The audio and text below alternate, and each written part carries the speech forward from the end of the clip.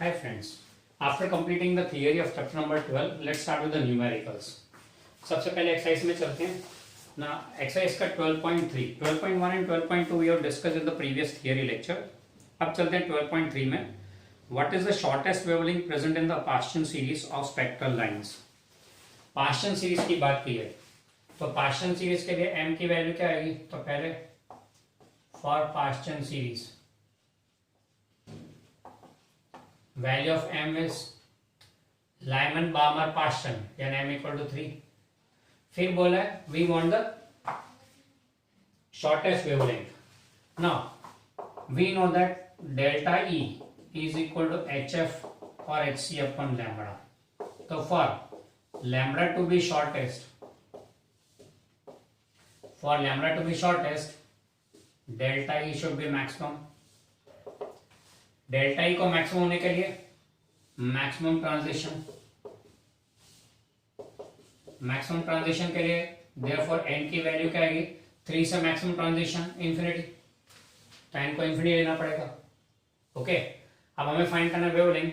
तो भाई we know that 1 by lambda is equal to r into 1 upon m square minus 1 upon n square. One of the values 1 upon lambda minimum shortest बोला है ना minimum is r into 1 upon partial series के लिए m equal to 3 है तो 3 square minus 1 upon infinity square कर दो तो भी क्या फर्क पड़ता है. तो ये तो 0 हो गया तो this will be r by 9. तो therefore lambda mean will be equal to 9 by r. Value put up कर दो and you will get this in metre. उसको कन्वर्ट कर दो नैनोमीटर में. अब नैनोमीटर में कन्वर्ट करना हो तो डिवाइड बाय 10⁻⁹ बराबर है. 10⁻⁹ साइड में करना है तो फिर नीचे भी ओके इंटू 10⁻⁹ सॉरी नैनोमीटर में कन्वर्ट करने के लिए इंटू 10⁻⁹ ये जो भी है उसको कितना नैनोमीटर नहीं तो चलो जो भी आंसर है यहाँ पे उसको कन्वर्ट करें नैनोमीटर में. Nanometre okay. तो ये हो गया लैम्बडा मीन. मान लो क्वेश्चन में पूछा होता लैम्बडा मैक्सिमम वेवलेंथ फाइंड करना है तो यहाँ पे क्या आएगा लैम्बडा को मैक्सिमम होने के लिए delta E should be minimum transition. अब 3 से मिनिमम ट्रांजिशन कौन सा 4. Jumping from 4 to 3 is the shortest path difference बराबर है. तो उस केस में n इक्वल टू 4 हो जाएगा. तो क्वेश्चन में जो दिया उसके हिसाब से चलेगा. जो भी सीरीज है उसका m ले लो. फिर लैम्बडा शॉर्टेस्ट बोला तो शॉर्टेस्ट में डेल्टा ई में इधर देख लीजिए इनवर्स दी है. लैम्बडा अगर शॉर्टेस्ट है तो delta E should be maximum यानी कि maximum transition. Difference in energy जितना ज्यादा चाहिए उतना ट्रांजिशन बढ़ा. जितना डिफरेंस इन एनर्जी कम उतना ट्रांजिशन कम.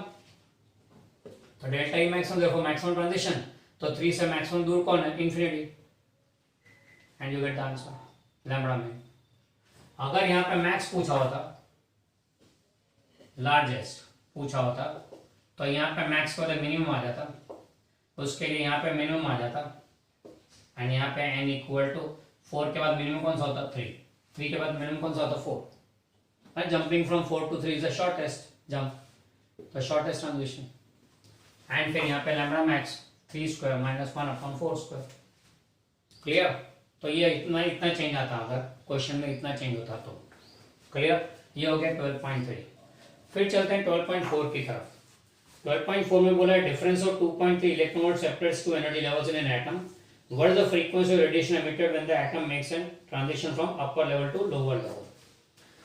12.4 में बोला हुआ है delta E is equal to 2.3 electron volt. अब कैलकुलेशन में तो स्ट्रिक्टली जूल लेना पड़ेगा तो इसको कन्वर्ट करें जूल में. 2.3 into 1.6 into 10⁻⁻⁹ जूल.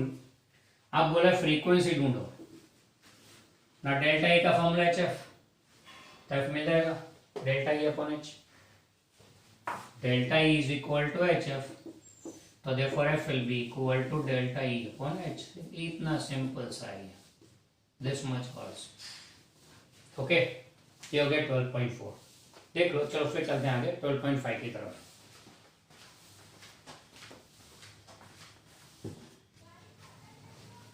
नेक्स्ट है 12.5. 12.5 में बोला हुआ है the ground state energy of hydrogen atom is negative 13.6. What are the kinetic energy and potential energy of the electron in this stable state? In this state. Now energy ground state का कितना है -13.6 electron volt बोला है यानी total energy दे दिया है. बोले kinetic energy ढूंढो as well as potential energy ढूंढो ना। वैसे देखा जाए तो काइनेटिक एनर्जी का value is same as total energy, just negative in sign. Kinetic energy same as potential total energy and that is negative in sign, तो minus है तो यहाँ पे हो जाएगा 13.6 electron. This is the kinetic energy of the electron. फिर बाद में पोटेंशियल एनर्जी का क्या, तो potential energy is we know that E minus, अच्छा वैसे देखा जाए तो आपने क्या सीखा हुआ है, total energy E is equal to K plus U, तो यू चाहिए तो E माइनस के, बराबर है E है तो this will be negative 13.6 minus 13.6, तो that makes negative 27.2 electron volt. और अगर ऐसे नहीं याद रखना तो यूं भी याद रख सकते हो इसको कि U is equal to twice E, U is twice E, E negative वही मेंटेन करने का ट्वाइस E। तो रिलेशन याद रखना तो ऐसा रख सकते हो K is equal to total energy का negative and potential is twice the total energy.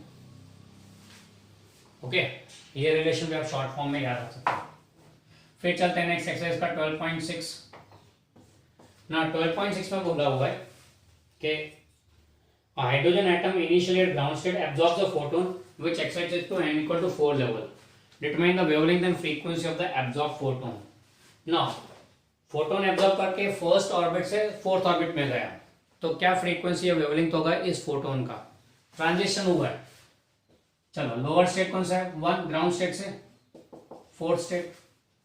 हमें फाइंड करना है wavelength as well as frequency, तो ये तो वही हो गया 1 upon lambda equal to r into 1 upon m square minus 1 m square, that's equal to r into 1 upon 1 square minus 1 upon 4 square, that is r into 1 minus 1 by 16, that is 15r by 16, so therefore lambda will be equal to 16 upon 15r।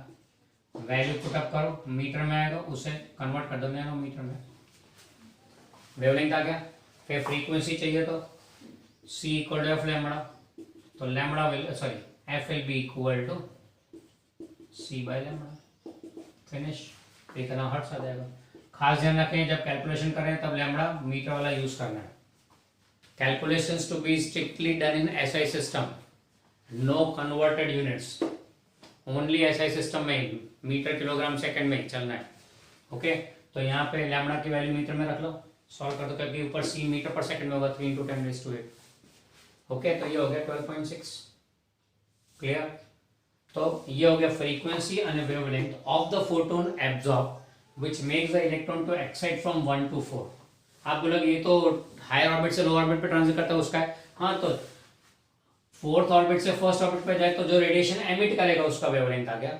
उल्टा 1 से 4 पे जाएगा कब, जब कोई absorb करेगा photon तब, and photon कितना वेवलेंथ अलग हो रही है, यानी दोनों केस में वेवलेंथ का फॉर्मूला तो यही, एंड उसके ऊपर से फ्रीक्वेंसी मिल जाएगा।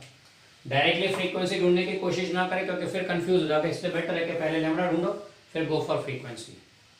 ओके, तो दैट्स 12.6 देख लो। फिर चलते हैं आगे 12.7 की तरफ।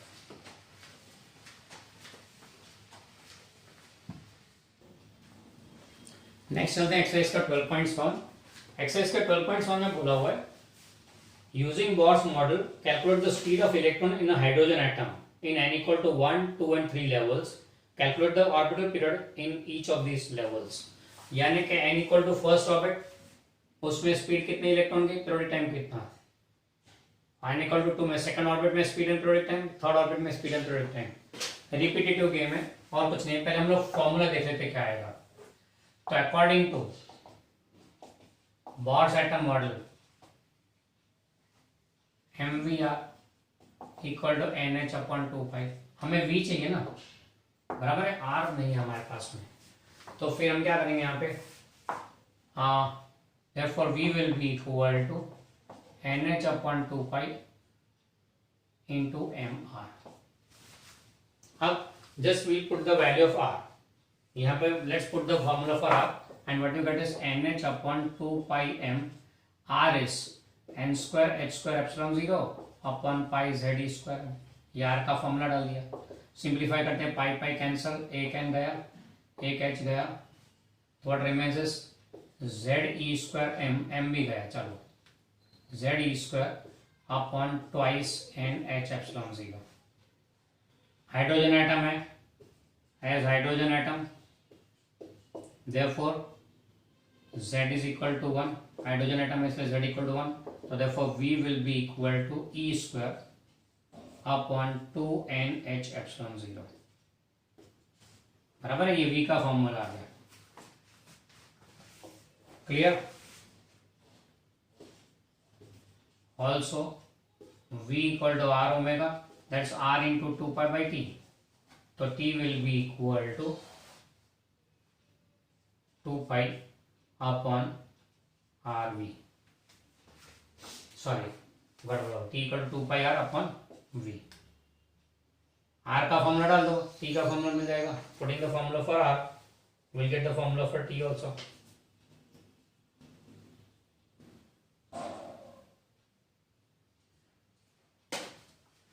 नहीं तो एक काम करते हैं, इसको थोड़ा और सिंपल करते हैं, just moment.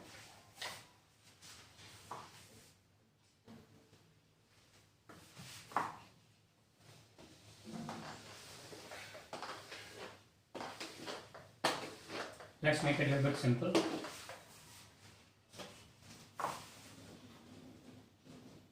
According to Bohr-Hatter model, MVR is equal to NH upon 2 pi. So V will be equal to NH upon 2 pi mr.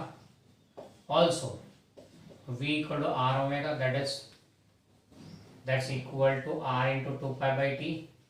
So T will be equal to 2 pi r upon v, बराबर है।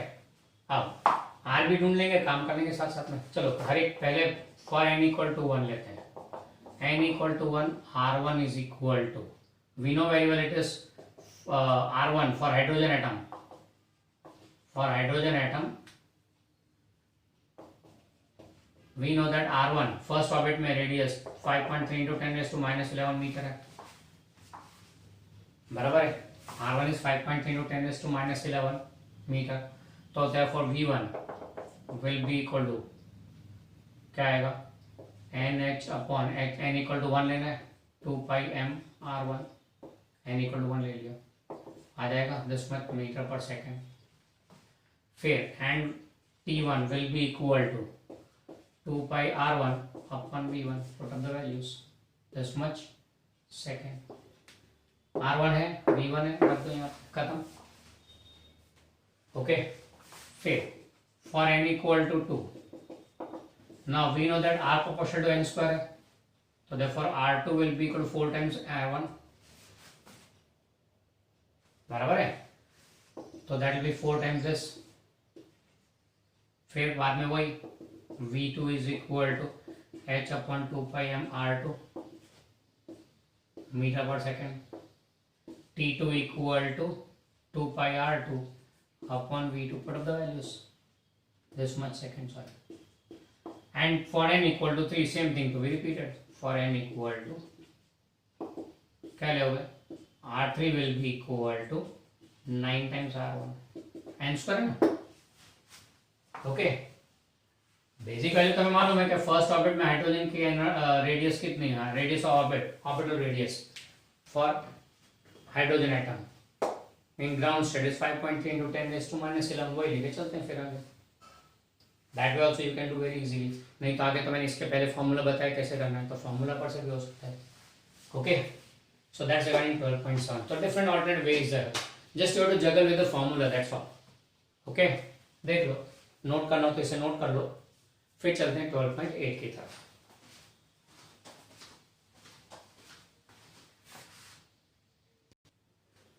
चलते हैं आगे 12.8 की तरफ। 12.8 में बोला है कि फर्स्ट ऑर्बिट का रेडियस हाइड्रोजन में 5.3 to 10⁻11 मीटर है, तो सेकंड में थर्ड ऑर्बिट का रेडियस कितना होगा, आगे हमने सम में भी किया है। We know that r is proportional to n square, therefore r1 by r2 is equal to n1 by n2 whole square, okay। So therefore r1 upon r2 will be equal to n1 1 by 2 cos square, and that means R2 is equal to 4 times R1 आ जाएगा this one meter. Similarly go for n equal to 3 तो आ जाएगा R3 will be equal to 9 times R1 square, R1 sorry 9 times R1 this one meter.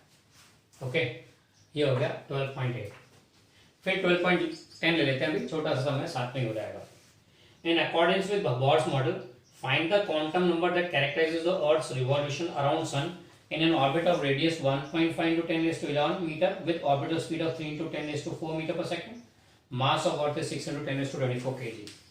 Earth का orbital radius दिया है, speed दिया है, orbital speed दिया है, mass दिया है, moving around the sun. तो हमें वो पूछा है कि कौन सा ये ऑर्बिट नंबर आएगा, ऑर्बिट नंबर कौन कितना आएगा ये फाइंड करना है बोर एटम मॉडल यूज करके. According to Bohr atom model data देख लो, आर दिया है, वी दिया है, एम दिया है, एन फाइंड करना है. M V R equal to N H upon 2 pi बराबर है, एन ढूंढने को बोला है तो N is equal to 2 pi M V R upon H.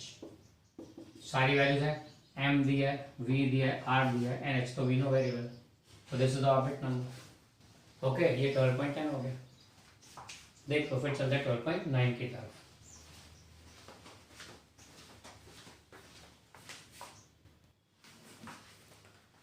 12.9 में बोला हुआ है कि ना hydrogen atom electron is in the ground state and फिर बोला है a 12.5 volt electron beam is used to bombard gaseous hydrogen at room temperature.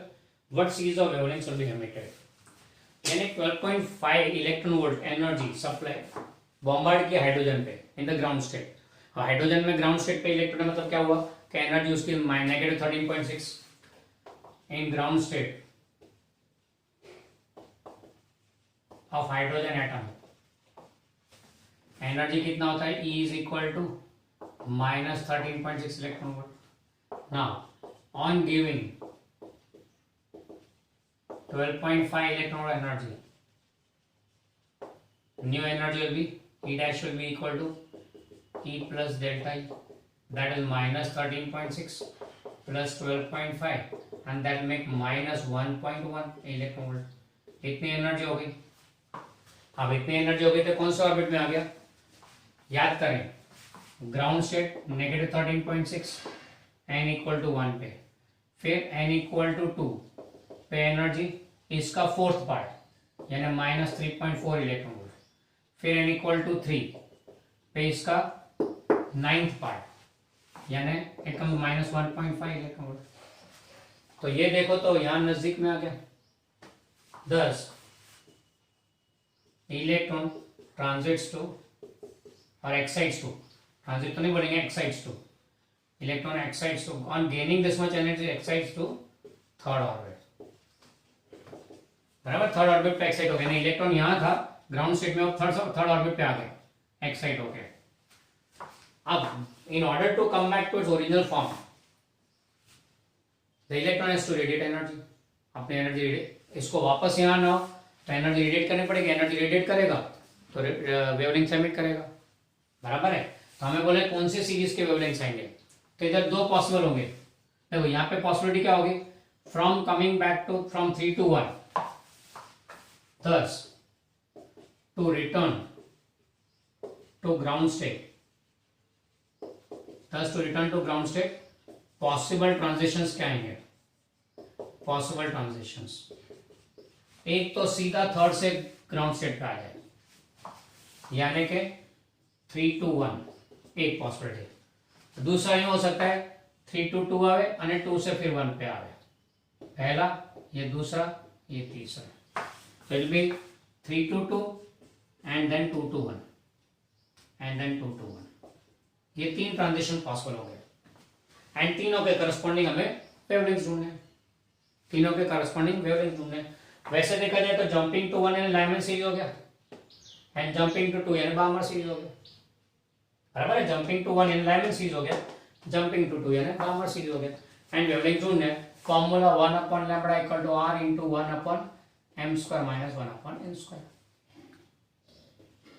बराबर है. तो इसको सिंप्लीफाई करने का, तो पहले फॉर 3 to 1 जंपिंग टू 1 है इसलिए लाइनमैन सीरीज आ गया, लाइनमैन सीरीज का नंबर है, बराबर है। तो 1 lambda equal to R into 1 square minus 1/3 square, jumping from 3 to 1 है, r into 1 minus 1/9 and that will be 8r/9. Therefore lambda will be equal to 9/8r. What are the values? This much meter, this much nanometer. फिर similarly 3 to 2. बराबर idea आ गया ना क्या करना है इसमें। फिर नेक्स्ट चलेगा 3 to 2 and then 2 to 1. फिर नेक्स्ट चलेगा for 3 to 2. 2 पे जम करा इसलिए बामर सीरीज का मेंबर बनेगा। तो 1 lambda equal to r into 1/2 square minus 1/3 square, that is r into 1/4 minus 1/9 and that will be 36 LCM 5r 9 minus 4. So lambda will be equal to 36/5r, this much meter, this much nanometer. फिर तीसरा for 2 to 1 and jumping to 1 is the Lyman series and calculation accordingly. Okay, so you get 12.9. That completes the numericals of exercise, and next we will move on to illustrations.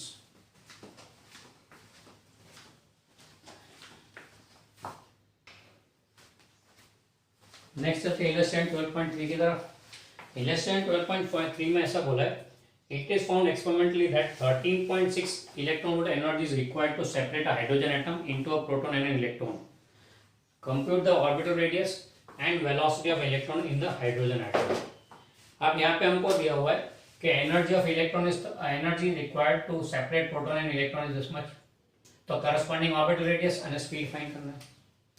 Now energy का formula in terms of radius is 1/8π0 into Z square upon R.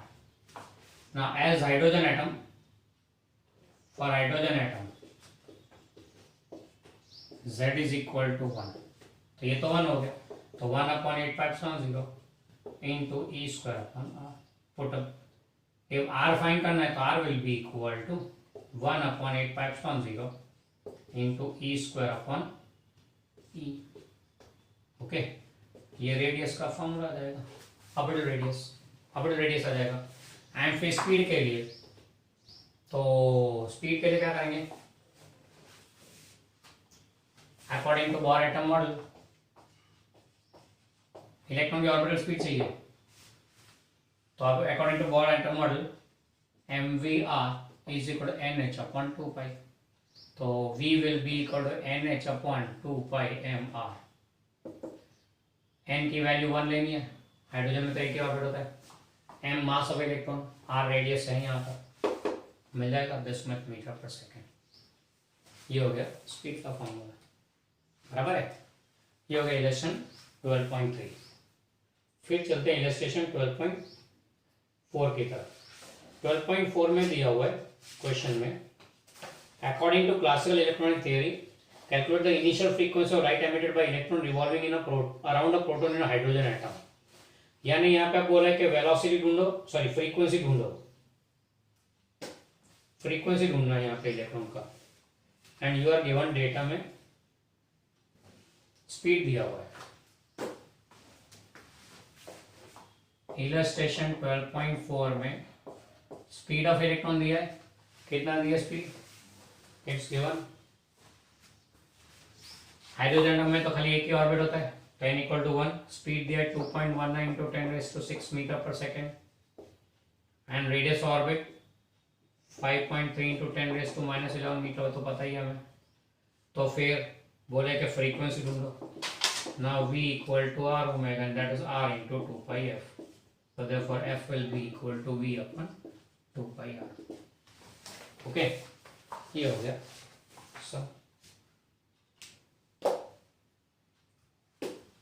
Clear. ये हो गया frequency of the orbit, बराबर। चल ये देख लो, फिर चलते हैं आगे 12.5 की तरफ।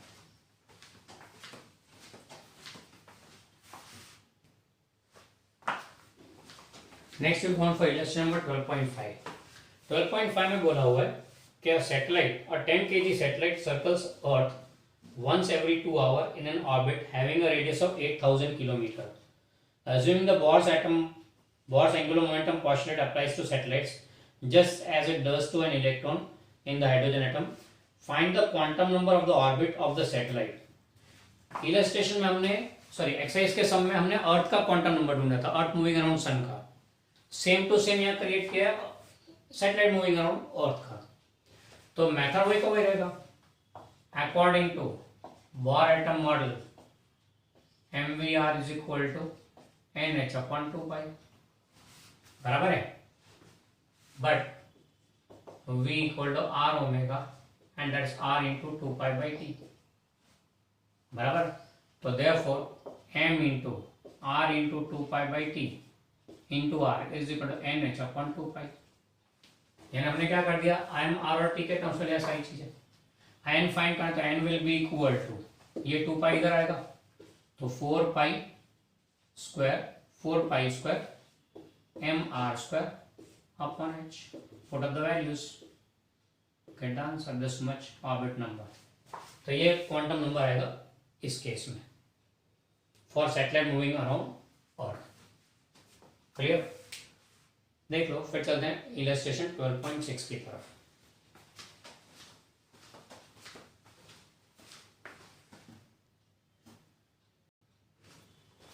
चलो इलस्ट्रेशन 12.6 में बोल रहे find the calculate the wavelengths of first 4 lines of Lyman series using the Heidelberg formula. Calculate the wavelengths of first 4 spectral lines in Lyman series of the hydrogen spectrum. Now for Lyman series के लिए m is equal to 1 होता है, वो तो fix है. Now first line यानी कि Lyman alpha नाम दिया जिसको हमने लाइमन अल्फा. फर्स्ट लाइन के लिए n इक्वल टू 2 लेना है. देखो jumping to 1 from 2 3 4 5 and so on. तो पहली line jumping from 2 to 1, formula 1 upon r is equal to 1 upon m square. Sorry it is 1 upon lambda equal to r into 1 upon m square minus 1 upon n square. Putting up the values r into 1 upon 1 square minus 1 upon 2 square, and that makes r into 1 minus 1 by 4, so that is 3r by 4, 1 by lambda, so lambda will be equal to 4 by 3r. ये पहली line बराबर. इसको 1 upon lambda 1 बोल देते हैं. lambda 1 put up the values, this much meter, this much nanometer. okay. फिर second के लिए तो सेकेंड लाइन के लिए n इक्वल टू 3 एंड शुरू करते हैं. 1 upon lambda equal to r into 1 upon m square minus 1 upon n square, and therefore 1 upon lambda 2 is equal to r into 1 upon 1 square minus 1 upon 3 square. m तो वही fix है Lyman series के लिए. तो this is equal to r into 1 minus 1 by 9 and that is 8r by 9. okay, so lambda 2 will be 9 by 8r. Put up the values, this much meter, this much nanometer. Repeat for n equal to 3 and n equal to 4. okay, ये तो आपको दिया Lyman series के बारे में. Paper set कुछ भी पूछ सकते हैं, बाहर ले सकते हैं, पार्शियल ब्रैकेट फंड कुछ भी, m अकॉर्डिंगली. एंड फिर 4 लाइन 2 दिया तो 3 4 5 6, 3 दिया तो 4 5 6 7 एंड सो ऑन. क्लियर. तो कोई भी सीरीज के कोई भी लाइंस पूछिए तो you can easily get it. Second line को अपने लाइमन अल्फा तो लाइमन बीटा बोलते हैं इसको. क्लियर. ये हो गया illustration 12.6 and that completes the numericals of chapter. Okay. Illustration exercise दोनों के सम पूरा होगा यहाँ पर.